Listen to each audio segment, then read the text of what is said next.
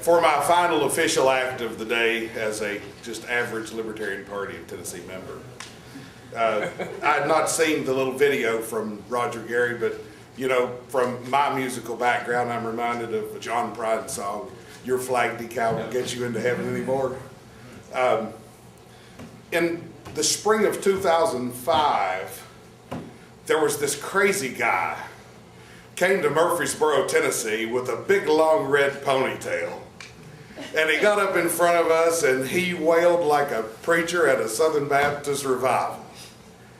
And I thought, you know, this is the most passionate guy that I have probably ever met in my life.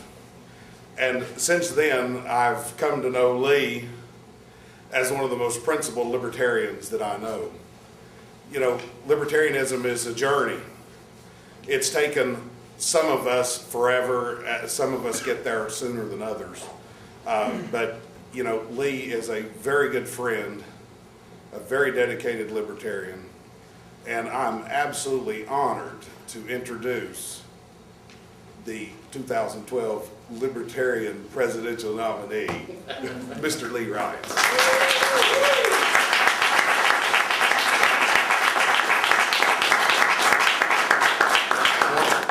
I appreciate that, Tony, but let's not get ahead of ourselves. I want to clear up one thing you said, referring to yourself as an average Libertarian Party member of Tennessee. There's no such thing as an average member in the Libertarian Party of Tennessee. It's not been my experience at all. There are above average libertarians here in Tennessee, and I'm always glad to be here. I didn't speak during Marcia's presentation because, first of all, I didn't know that she was going to be doing that, and second of all, Fred Childress is a very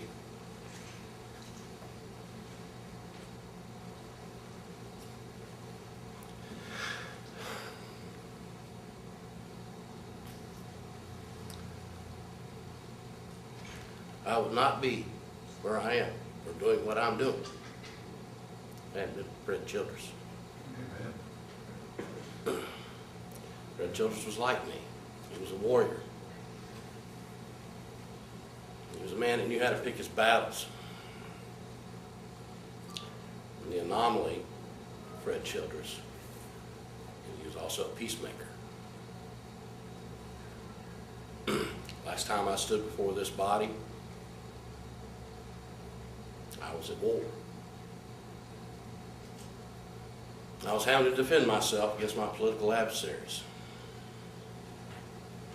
They were trying to get rid of me. And yet here I stand today before you again. I was most definitely at war. I felt it was justified because, like I said, I was defending myself. And I came to Tennessee to give my part of the story, to let people know what was really going on. I had my mind made up about what I was going to say, how I was going to conduct my war. Until I talked to Fred Childress. And even though I'd known him for years, it became clear to me then, more than ever before, the importance of being at peace. That the enemy is not in this room. Never was, never will be.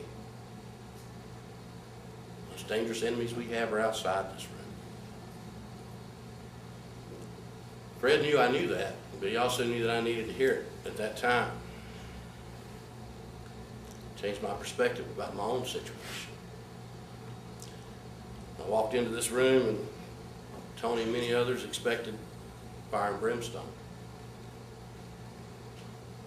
What they got was a peaceful man who was able to make peace with himself, which is what we got to do first before we can make peace with others.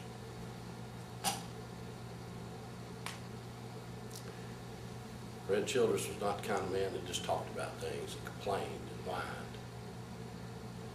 Fred Childress was a man that did things. That's what lives on. Nobody can fill those shoes as far as I'm concerned unless we all do it together. Because it would take all of us to match what Fred gave me. That's a sense of peace. It's all kinds of war. And I've been going convention to convention, ranting and raving about Afghanistan, Iraq, Libya, Yemen, any place else that we decide to drop a few bombs. Being here today, I don't need to tell y'all about that kind of war.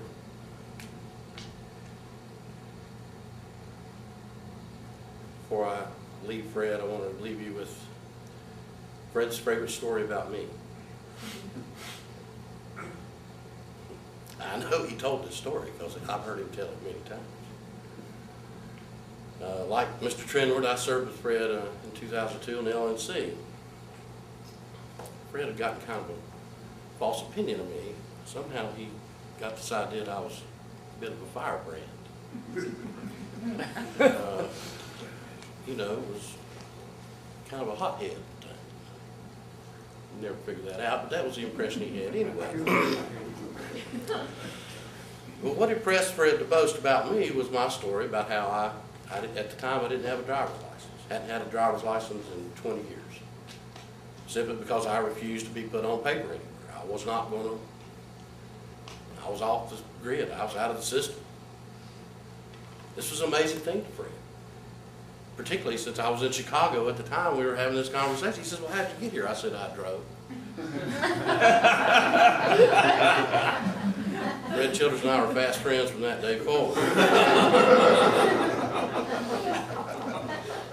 Because Fred could appreciate that. He could appreciate the sovereignty of the individual.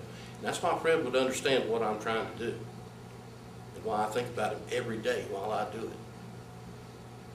Because stopping war, any kind of war, I don't care if it's across the ocean or right here in this room, requires a conscious self-determination. Each one of us has to say to themselves, I am not at war. That's how you do it. That's how you stop it. And if enough of us say it, they can't bomb people anymore. It's just like Glenn was telling us earlier. You know, we have more power than we think we do. Because when people, enough of us say that's enough, we're not going to have it anymore, then we don't have it anymore. So enough of us together will stand up and say, I am not at war. Wars start to go away. But we can't begin to think about stopping wars outside of a convention hall until we end the wars inside its walls. Get off each other's back. Stop splitting ourselves up into smaller groups than we already are. We're not big enough to split ourselves up into subgroups. Barely enough of us as it is. So that's where it begins. It begins with us working together. I can feel Fred right here now.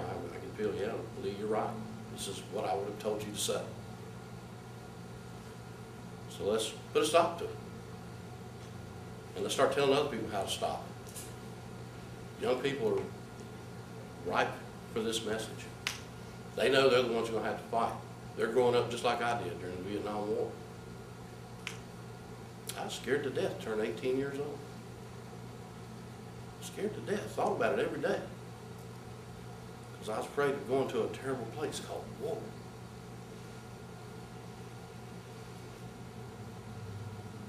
Jungle warfare halfway around the world, it don't seem so far away when you're 7 or 8 years old and getting a daily dose of it in your living room every night at supper time, battlefields and body bags. It's easy to be afraid of war. Raising a whole new generation of children right now that face that. Children 10 years old and under. Never known anything from their country but war. That's when we went into Afghanistan 10 years ago. It's been one thing right after another.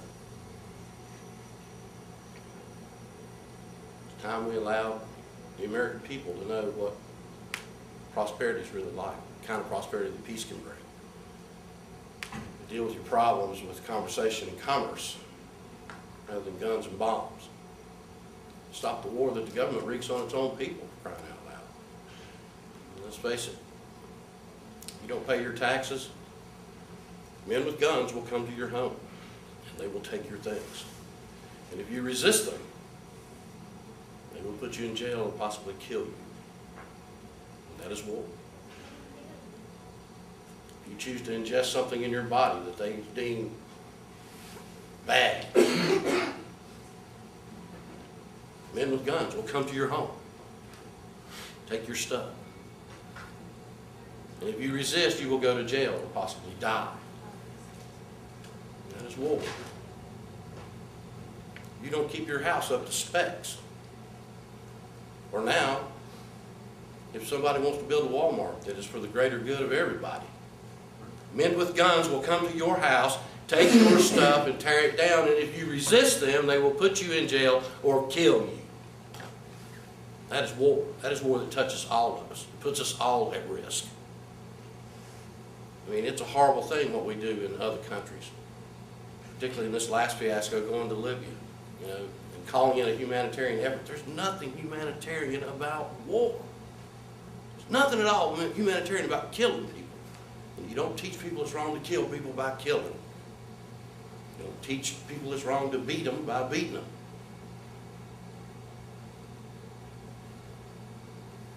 This is the message the Libertarian Party should be bringing to America.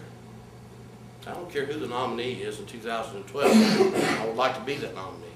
I'm prepped for this message. I'm ready to go. I'm not going to back down from it. But whoever our nominee is should be carrying this message. Stop the wars. Stop the wars against the American people and stop the wars on the people around the world that make us more enemies every day. Sitting there waiting for generations to wreak revenge. The one thing I've learned about war, there's not enough blood in the world to quench the thirst of revenge. It just don't happen. So, let's stop. Let's just stop. Like I did, like I had to do. I had to stop being at war within my own party. I had to stop being at war with my friends. I had to stop being at war with myself. That's the biggest war we all face. It's what goes on right in here, inside us every day. It's a hard way to live, to wake up every day angry. Just angry. Ready to fight everything that life has to throw at you. Wear you down, turn you into something you're not supposed to be. Can't be friends with people that way. You can't prosper when you're killing all your customers. So I ask you to help me in this effort. Join me. I feel like I'm at home here. I didn't wear a name tag today. We've got fancy tricked out ones, but you know, I don't really need one here. Tony's standing back here with a big grin on his face. We could tell some stories about him too, but we won't. There's a lot of people in this room I can tell stories about. Don't worry, John. But we're all in it for the same thing. And we'll do much better taking a peaceful approach, working with each other. That's another thing I like about this message. It's something all these different factions that we have within the party can unite behind. It should be plain as day to any libertarian. It's wrong to kill people and say that you're doing it to keep them from killing people. It's just, there's no sense in that. It's intellectually dishonest, and libertarians aren't all about that. So let's do it. Let's all do it together. And I'm just grateful that I knew a man like Fred Childress that gave me the outlook that I could draw from, understand the value of being at peace, first with yourselves and with each other.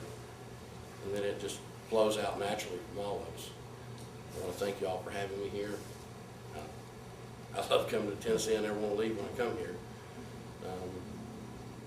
And if there's any questions anybody would like to ask, I'll be willing to field them and share with you whatever I know or don't know.